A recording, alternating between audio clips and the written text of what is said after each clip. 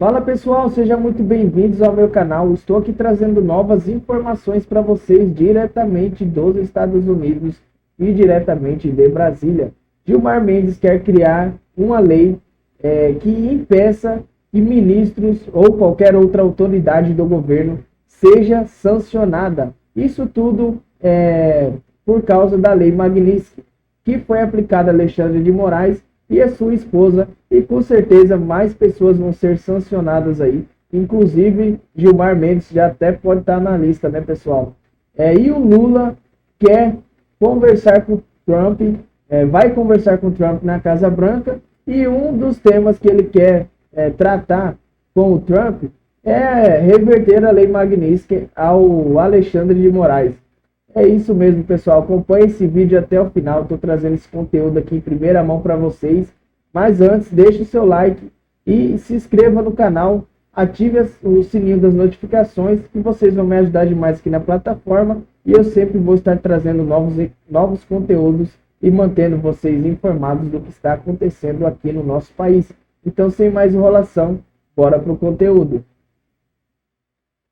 E o ministro do Supremo Tribunal Federal, Gilmar Mendes, defendeu nesta terça-feira a discussão pelo Congresso de uma lei para blindar autoridades brasileiras de sanções internacionais. A proposta tem como referência legislações já existentes na Europa. A fala ocorreu durante o encontro de líderes empresariais em Brasília. E como recentemente houve essa aplicação, não só a cassação de vistos de autoridades brasileiras, o episódio do ministro da Saúde, mas também a aplicação da Magnitsky a um dos nossos colegas, e esse é um fenômeno que também está ocorrendo com autoridades europeias. Nós estamos nos debruçando sobre um debate de lei anti-embargos para proteger as autoridades e também aquelas chamadas entidades que sofrem sanções secundárias, como bancos, prestadores de serviços. Então é preciso entrar um pouco neste mundo e discutir isso. E acho que o Congresso é o locus adequado para esse tipo de proteção.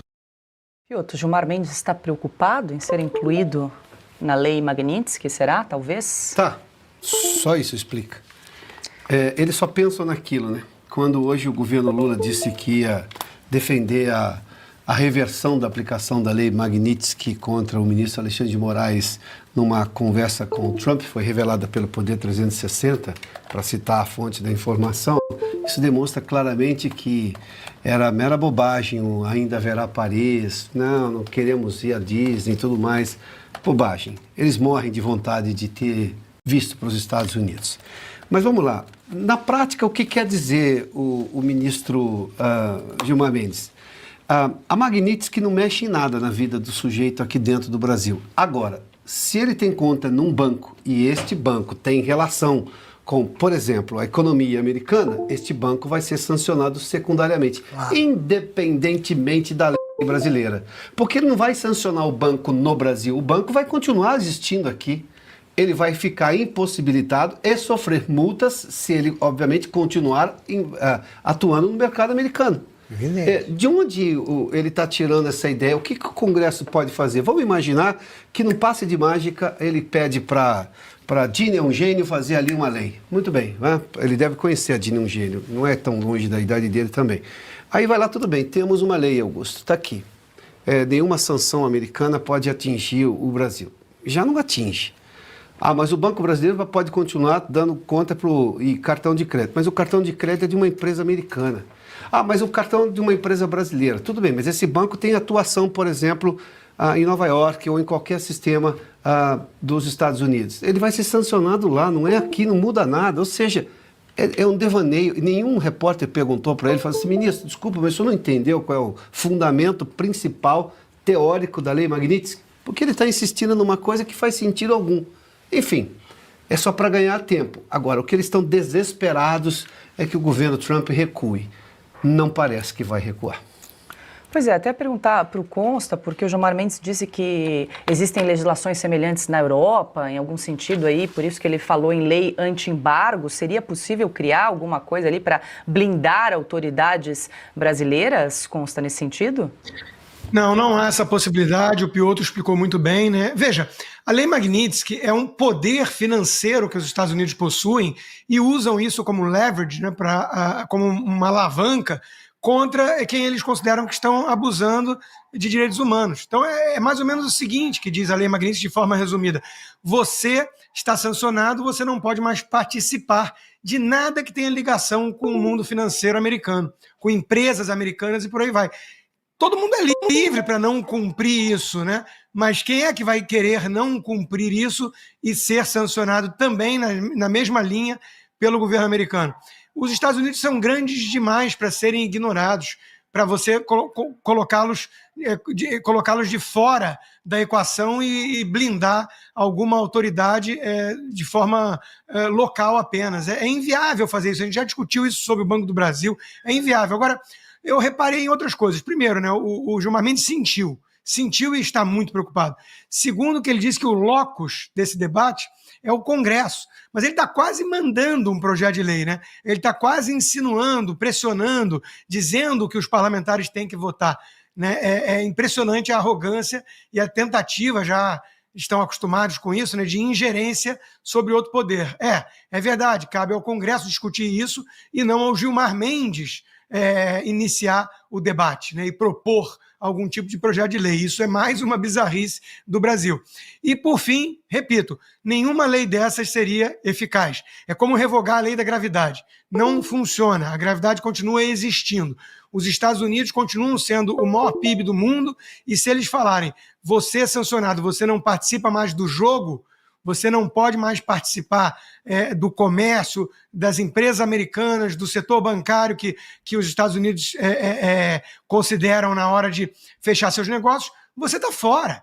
Acabou, não tem lei que te proteja disso. É simples assim. E o Alexandre de Moraes está aprendendo do jeito mais duro agora que pegaram sua esposa também, porque aí sim dava para burlar, né? Com a mulher ganhando dinheiro e ele sancionado, dava para o casal viver de forma relativamente igual ao que vivia antes. Agora não. Ô Silvio, é incrível, né? O Supremo Tribunal Federal, o ministro Gilmar Mendes já falou em outras oportunidades, o Congresso não adianta votar anistia, porque a gente vai considerar inconstitucional. Agora, quando tem uma Magnitsky contra ministro do Supremo, olha, Congresso, acho que vocês têm de votar aí uma lei anti-embargos para proteger autoridades brasileiras. É incrível, né? Como eles mandam, desmandam e acham sobre tudo.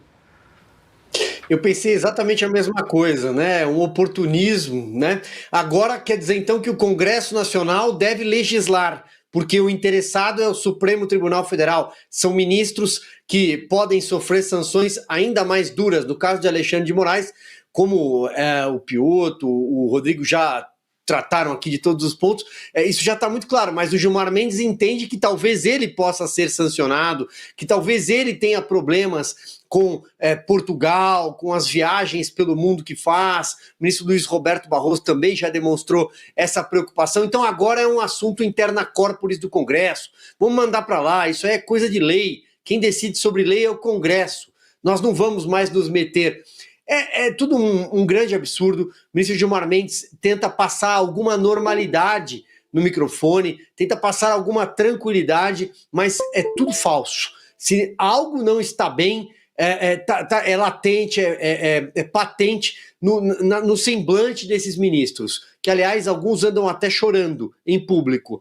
Eles estão sentindo a mão pesada por terem cometido atrocidades relacionadas a violações de direitos humanos, e isso é absolutamente enquadrável na Lei Magnitsky. Agora é tarde, agora é muito tarde para o ministro Gilmar Mendes. Agora Inês é morta, Augusto. A esquerda e seus aliados não têm o menor compromisso com a verdade, com a coerência, sobretudo, né? Eles não acham que os Estados Unidos são o grande Satã do mundo, que o capitalismo está condenado à morte, por ser o que é e tal, e não resistem à tentação de ficar bem com os Estados Unidos quando eles começam a falar, e tem força para tanto, começam a falar grosso e aplicar a lei. Então é o seguinte, surge a chance, o Lula fala num discurso que precisa acabar o bloqueio americano aos negócios internacionais de Cuba e tal. Mas olha aqui, o Fidel não fez a revolução para mostrar que o socialismo é superior. Isso. Aí pede ajuda ao inimigo. Quer dizer, é inimigo até que surja a necessidade. Cuba passou a vida vivendo de mesada de alguém, agora não tem. Mas continua o problema, continua sendo os Estados Unidos. São responsáveis pelos problemas de Cuba. Os ministros, eles não fizeram lei sobre tudo, não legislaram sobre pandemia, sobre quantas pessoas devem viajar no metrô, sobre se era operações em favela. Favela, se é possível frequentar a praia durante a pandemia. Por que eles estão querendo passar para o Congresso essa? Sim. Sempre haverá Paris, como disse alguém, né? Essa frase tem o sotaque do Barroso. Ele disse que não disse, alguém disse. Sempre haverá Paris, vão para lá. Embora a França também, não me consta que a França seja socialista, nem um pouco. Eles não vão para os países socialistas resolver problemas. Por que os Estados Unidos, essa obsessão com os americanos? Eles querem ir para lá, para ver o quê? O que há de pior em matéria de regime político, fica aqui. Bom, e o governo Lula quer incluir na possível negociação com os Estados Unidos a revisão das punições ao ministro do Supremo Alexandre de Moraes, enquadrado na Lei Magnitsky, bem como a reversão da suspensão de vistos de autoridades brasileiras. A apuração é do site Poder 360. Além das tarifas de 50% aplicadas a produtos brasileiros, esses temas devem ser colocados na mesa na conversa entre Lula e Donald Trump.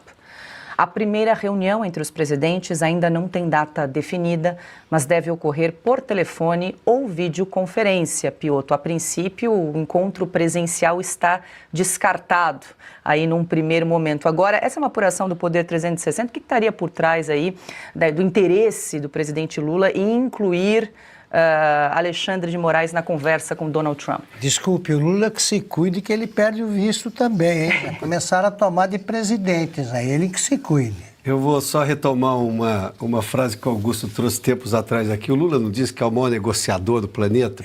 Que não vai lá. Vai lá pegar o número 2. Vai lá, se é bom, vai, negocia pessoalmente. Qual é o problema de ir à Casa Branca? Todo mundo foi, mostra que é bom e vai lá. Mas vai com coragem. Coragem e fé, né? A fé não costuma falhar, presidentes. Pode citar até o Gilberto Gil, se quiser, nessa história. Eu vou só retomar um último ponto. É difícil imaginar que o ministro Gilmar Mendes, Paula, não tenha conhecimento do que é exatamente a Lei Magnitsky. Eu não posso conceder a ele o benefício da ignorância. Ele não é ignorante, óbvio que não é. E é um conhecedor do direito, não só daqui, o direito alemão, que ele é, inclusive, das vozes mais eloquentes para falar sobre o direito alemão e tudo mais. Ele sabe que a Lei Magnitsky não tem absolutamente nenhuma aplicação aqui no Brasil. Não vai mudar nada se o Congresso Nacional, como ele agora quer, né, faça uma lei. Não vai mudar absolutamente nada. Por que ele se expõe a isso? Bateu o desespero? Não tem mais o que fazer? Porque não tem o que fazer. Como também não terá o Lula como convencer o Donald Trump de que o Alexandre de Moraes não cometeu violação contra os direitos humanos, graves violações. O caso do Daniel Silveira, o caso, por exemplo, do Felipe Martins, o caso do Clériston da Cunha. Ele vai dizer o quê? Não, o Alexandre de Moraes cumpriu a lei, mas não analisou um parecer da PGR para soltura ou prisão domiciliar do Clériston da Cunha antes que ele morresse sob tutela do Estado.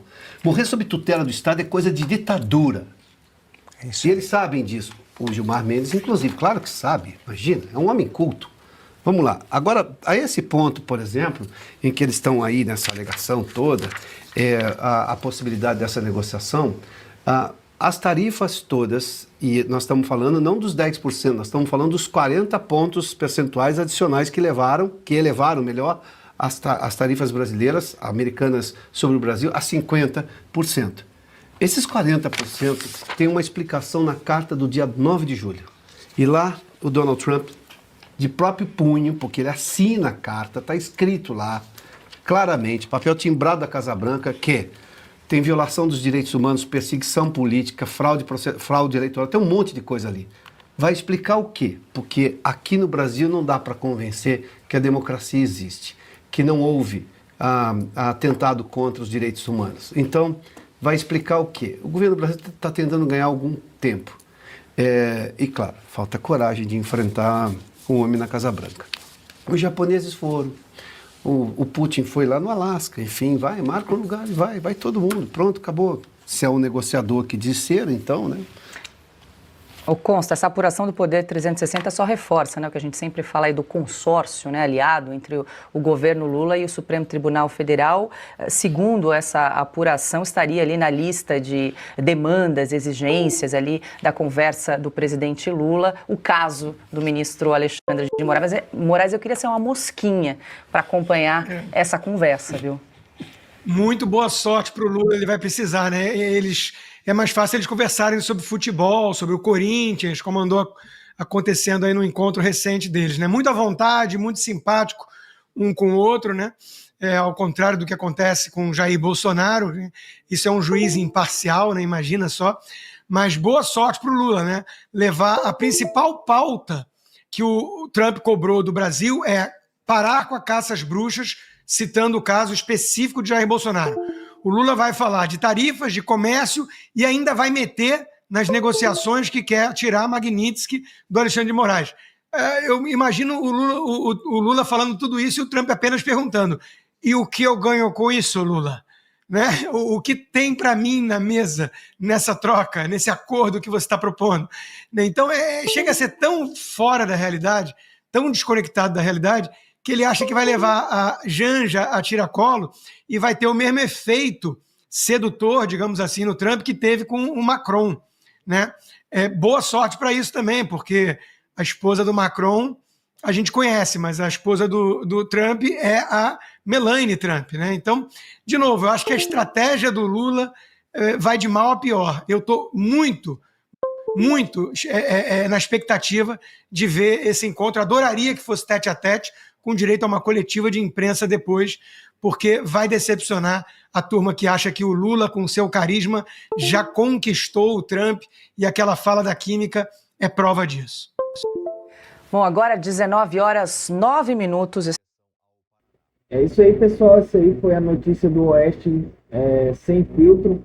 Ainda quero deixar mais uma notícia com vocês aqui, de uma postagem do Eduardo Bolsonaro. O deputado Eduardo Bolsonaro, do PL, voltou a criticar a proposta de anistia aos condenados pelos atos de 8 de janeiro, afirmando que a medida transformada em dosimetria para reduzir penas não é suficiente para encerrar a perseguição contra os envolvidos. Em declaração nas redes sociais, o parlamentar mencionou a carta enviada pelo ex-presidente dos Estados Unidos, Donald Trump, presidente. Em 9 de julho de 2025, no documento, Trump elogiou Jair Bolsonaro, chamando-o de líder altamente respeitado, e classificou os julgamentos no Supremo Tribunal Federal como uma caça às bruxas. Vou ler aqui a postagem do Eduardo Bolsonaro. Na carta de 9 de julho, o presidente Donald Trump abre citando a perseguição a Jair Bolsonaro. Este é talvez o principal motivo que puxa a atenção dos Estados Unidos ao Brasil. Daí decorre também diversos outros fatores. Essa aqui é a carta do Donald Trump. Conheci e tratei com o ex-presidente Jair Bolsonaro e respeitei profundamente, assim como a maioria dos outros líderes de países. A maneira como o Brasil tem tratado o ex-presidente Bolsonaro, um líder altamente respeitado no mundo todo durante seu mandato, inclusive pelos Estados Unidos, é uma vergonha internacional. Este julgamento não deveria estar acontecendo. Trata-se de uma caça às bruxas que deve acabar imediatamente. Essas aí são palavras de Trump, pessoal. Mais uma vez eu peço aqui que vocês deixem o seu like e se inscreva nesse canal. Ative também os sininhos das notificações, que eu sempre vou estar trazendo novas informações para vocês e mantendo vocês atualizados de tudo que está acontecendo na política no nosso país. Muito obrigado e até o próximo conteúdo.